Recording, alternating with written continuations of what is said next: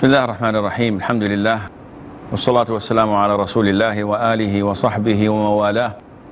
السلام عليكم ورحمة الله وبركاته. We have with us now hadith number 5. So who would read it for us, please? Assalamu alaikum. Rahmatullah. Narrated Abu Huraira, Allah Apostle Sallallahu Alaihi Wasallam said, "You should not pass urine in the stagnant water which is not flowing. You may need it, wash in it."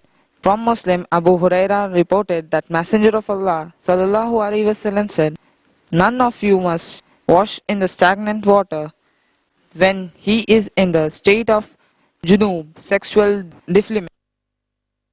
Sexual defilement or sexual impurity. Okay. Jazakallah khair. The hadith of Abu Hurairah is referring to stagnant water. Water that is not flowing, as in the case of rivers and streams. And there is the instruction of the Prophet not to urinate and then wash from it. And also there is the prohibition of the Prophet ﷺ not to bathe in it while in the state of sexual impurity. Why is that? Well, simply scholars say that because this makes the water impure, or at least it would make it dirty so that people after you would not be able to use it. And this leads us to the issue of what type of water to use when we would like to purify ourselves. Now, the scholars said, and they have differed in this regard, they said that the waters are divided into 3 types. Tahur, which is possible to uplift the impurity with it, and also to wash the impurity with it.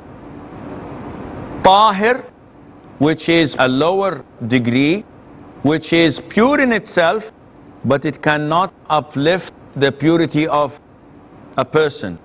You cannot make wudu with it, but it's pure. And the 3rd category, which is najis, impure, that does not uplift any impurity and cannot clean or remove any impurity because itself is rendered as impure. Scholars, meaning the majority, this is what they believe. But the most authentic opinion is that water is one of 2, either tahur or najis. There isn't something in between. And the scholars objected. They said, we're the majority. How do you dare say such a thing? We said, with all due respect to you scholars, Allah described the water in the Quran as tahur. So how can we introduce something in the middle?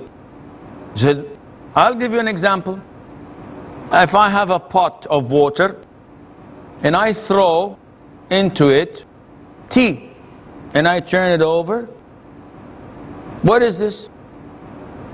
This is tahir. It's not najis. But can I perform wudu with it? I said, no, Shaykh, you cannot. Then say, see? I said, with all due respect, Shaykh, but there is a small problem. What's the problem? Shaykh, this is not water. This is tea. So we're talking about water. Water is either tahir or najis. So if I have water that has tea in it, this is tea, not water. If I have a pot of water and I put some flour in it, or I put some sand in it, and I turn it as much as I can, what is this? Water with sand. Water with some flour in it. It did not change. It's still called water. So I can offer wudu and I can clean dirty or impure things with it. Likewise, if it rains and I see a pool of water, I go, it's muddy. Can I perform wudu from that? Yes, it changed. The color is yellow. And I cannot drink it. Yes, you cannot drink it, but it is considered to be water. It's not like the tea we mentioned earlier. So The most authentic opinion is that water is divided into two, either pure or impure, tahir or najis. And the Prophet is indicating to us stagnant water, which made scholars talk about the quantity of water that can be considered impure if an impurity falls in it, or pure if not. And they have differed so hugely and greatly. If you open the books of fiqh, of the Shafi'i, of the Hanafi, of the Hanbali, of the Maliki, I would be lost. They're saying it should be 10 armful by 10, and they did not speak about the depth, and they did not speak about this and that. Why? Because there are a number of hadith that govern this. Hadith number 1, the Prophet said, alayhi salatu wasalam, the water, if it reaches the size of 2 qullah, 2 pots, it does not carry any impurity. Which means if it's less than 2 pots, then it carries impurity. So scholars started thinking and calculating what is the meaning of 2 pots, this big, how big are they? And they could not reach a conclusion, because there isn't anything to find out. There is no hadith that clearly states this up. And they differed, yet the most authentic opinion, and I'll give you this in a nutshell. The most authentic opinion is that water is pure. The Prophet says in the authentic hadith, water is pure and nothing renders it as impure. This hadith was reported by Abu Dawood and At-Tirmidhi in the Sunan. The water is pure and nothing renders it to be impure. So, is this hadith by itself sufficient? No, because I can simply bring some urine and put it in. Is this pure? Definitely not. Why? You just said the hadith, water is pure and nothing renders it or makes it or changes it into impurity. So why are you changing your mind? I'm not changing my mind. When you study hadith, when you study fiqh, you have to study the whole picture. Don't take what you like and turn a blind eye to the things you do not like. A student of knowledge does not take one verse, khalas, this is the verse. This is what Khawarij did. This is all the deviant sects had done. They take one part and this is it. We follow that. Okay, what about the rest? No, we care less. We care less about it. This is wrong. The Prophet ﷺ in another hadith said that water is pure unless changed by an impurity that affected its taste, its color, or its smell. However, this hadith is weak. Sheikh, as long as it's weak, why are you saying it? I'm saying it because the consensus of all scholars of Islam that this rule is to be applied. Consensus? Yes. The consensus of all scholars, no one differed.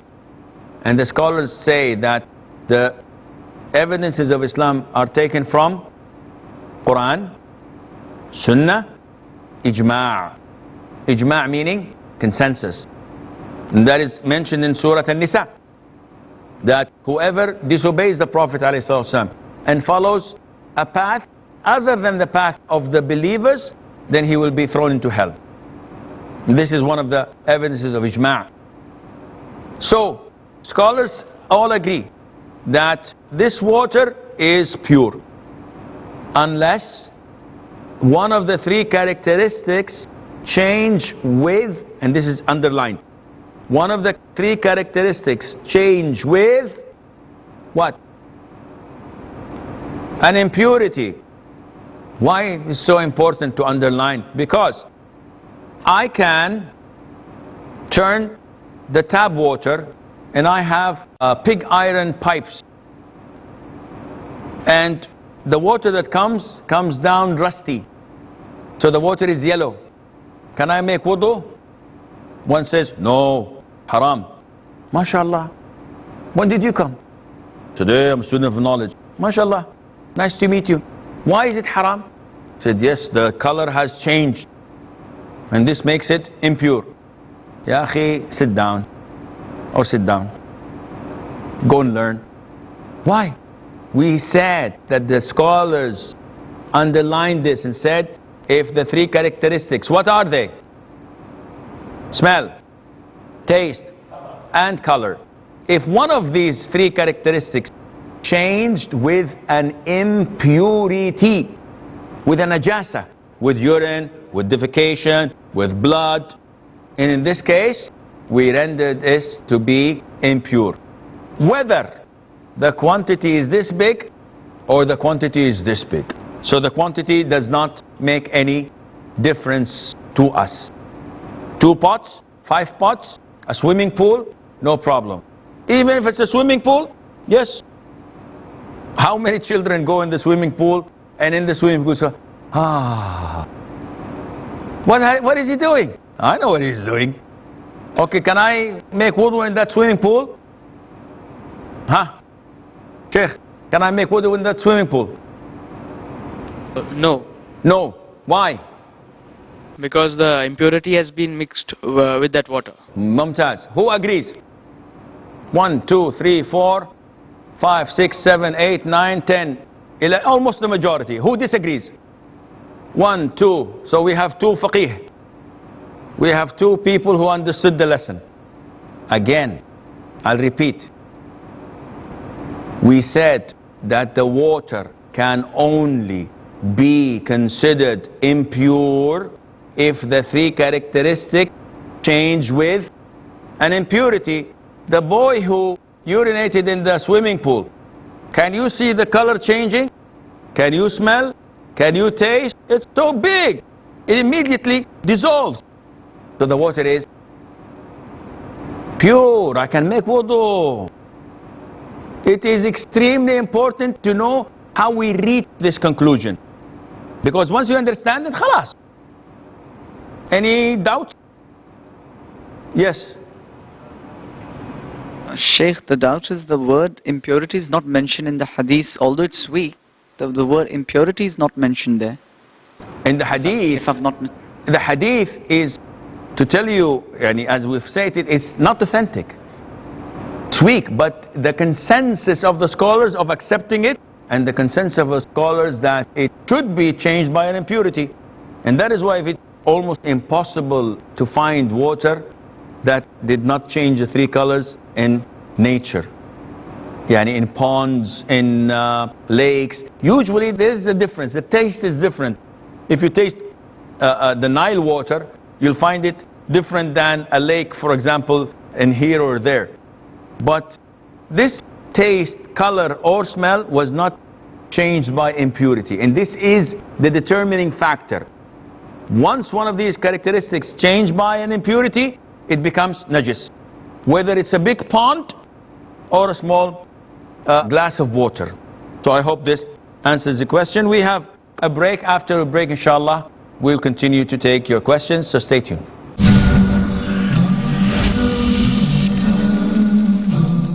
Assalamu alaikum and welcome back. So, we're still discussing the water and the hadith where the Prophet says, do not urinate. However, if you look at the hadith, the Prophet says, do not urinate. So, can I defecate? It's okay for me if I defecate in that water, in the stagnant water. Why? The Prophet said only do not urinate. This in fiqh, it's called qiyasul awla, which is measuring things to whatever is on top of that, in the sense that Allah says in the Quran, do not say to your parents, uff. So someone comes and says, I'm going to slap my father. Wow, haram, major sin. No, Allah said don't say uff. Allah said the least. So by default, what's more than that, it is haram. And not only that, some scholars said, the Prophet said, do not urinate in stagnant water, then wash from it. Therefore, if I urinate in a pot, and I come and I spill the pot in that stagnant water, I did not urinate in it. What kind of thinking is this? Is this applicable? Islam talks to logical people. When it tells you do not urinate, it means do not filth, do not spoil that water so that people can come and drink it or use it or whatever. And that is why the Prophet says in the hadith, ittaqu al-la'inain. Be aware of the two things that cause cursing to come and fall upon you. What are they? The Prophet said, alayhi salam, to urinate or defecate in the path of the people or in their shade. Imagine in a hot, sunny day, you're tired, you're sweating, you want to go to this tree and rest. And when you come, you find traces of people urinating and defecating. What will you do? May Allah curse who did this. And likewise, while walking, you step on something. Who did this? May Allah curse him. So the Prophet is telling you, don't do this.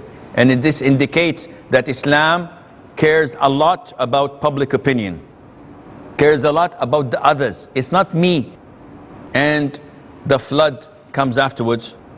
No, it is us as a community that we should take care of these things.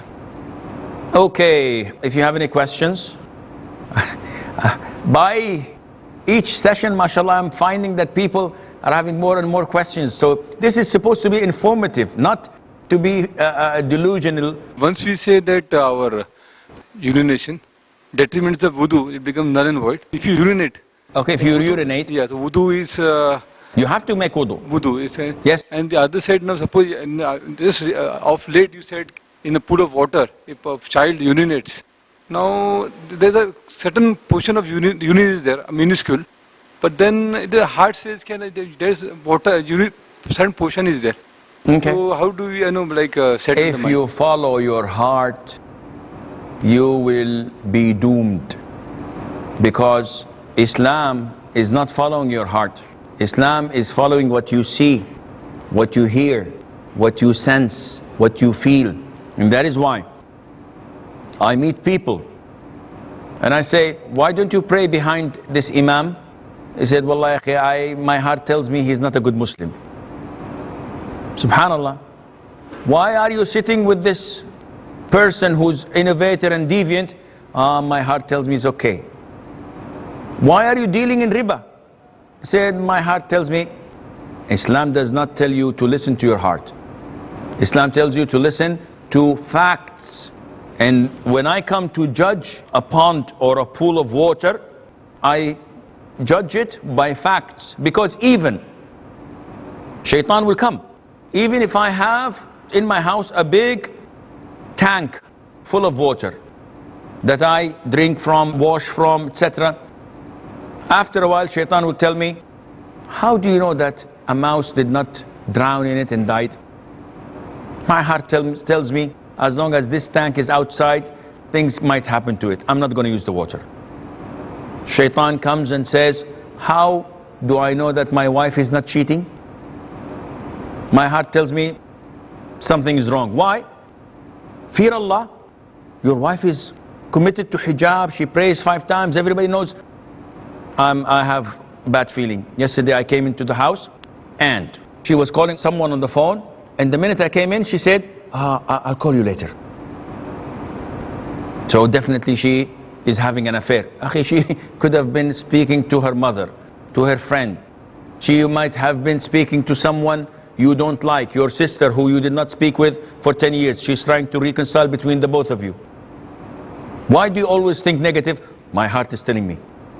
So this is not the Islamic way of dealing with things. As Muslims, the Prophet tells us, alayhi salatu wasalam, I do not judge your hearts. I judge what I see. Allah is the only one who judges the hearts. Therefore, the scholar said, a big pool, swimming pool, 6 people, 10 people urinate in it. Do you feel it? Do you taste it? Do you see it? No? You can make wudu and the water is pure. Second question. Assalamu alaikum, Shaykh. Salam. Shaykh, once it is ascertained that such a thing has been mentioned in the Sahih Hadith, authentic Hadith, then we are supposed to follow it blindly without questioning the logic behind it. or else there's a possibility that we might be thrown into the hellfire. Like, take for instance, right from a young age, we have been taught that once we step out of the toilet, we have got to say Gufranaka, which means I seek your forgiveness. So why do we have to apologize? Because answering nature's call is something which is a natural phenomenon. So you're asking about the word ghufranak. Why do we ask for forgiveness and apologize for a call of nature? Exactly. No. It has nothing to do with that. When you say ghufranak, you're saying, oh Allah, I seek your forgiveness. Not because a sin I have done. No, because Allah relieved me from the toxic materials that, if not gone out, would have killed me and poisoned me. Right? So that is why similarly, when I go out after answering the call of nature, I pray to Allah and say, oh Allah, as you have relieved me from these toxic materials, so I ask your forgiveness to cleanse me from my sins that would burn me in hell. So it has nothing to do of sin. You did not do a sin. This is a blessing. So saying ghufranak is not because you've sinned. It is a resemblance. As Allah relieved you from the poisonous material in your body, you're saying, oh Allah, also relieve me from the sins that would poison my soul on the hereafter. So I hope this answers it. Assalamu alaikum. If one of my brother is living life not according to Islam and not taking tahara according to Sharia, so what is the rule actually? Is my brother living like a mushrik? He's not doing his tahara properly? Yes, correct, according to Sharia. Now this is something that we have to all know. Allah does not accept prayer without wudu. Allah does not accept prayer of a person who is not in the state of purity. So if your brother or this relative of yours is not in compliance with the Quran and Sunnah, so he does not purify himself, he urinates without washing, without using toilet paper, maybe he does not pray at all, then in this case he's not a Muslim. And that is why we will come to, inshallah, pass by a hadith that deals with purifying yourself from urine when you urinate. But if a person does not pay any attention to the purity, this means that he doesn't pray. And if a person does not pray, he is a kafir. Whether he believes in prayer, or he is lazy, or he doesn't believe in prayer at all, he is a disbeliever. Because the only thing, the only form of worship that the companions all agreed upon, that abandoning is kufr, is prayer. If you don't give zakat, you're a great sinner, but you're a Muslim. If you don't perform hajj, if you don't fast Ramadan, you're still a Muslim, a great sinner. If you do not pray, then you are not a Muslim. And with this we conclude our session. Until we meet next time, fi amanillah. Wassalamu alaikum wa rahmatullahi wa barakatuh.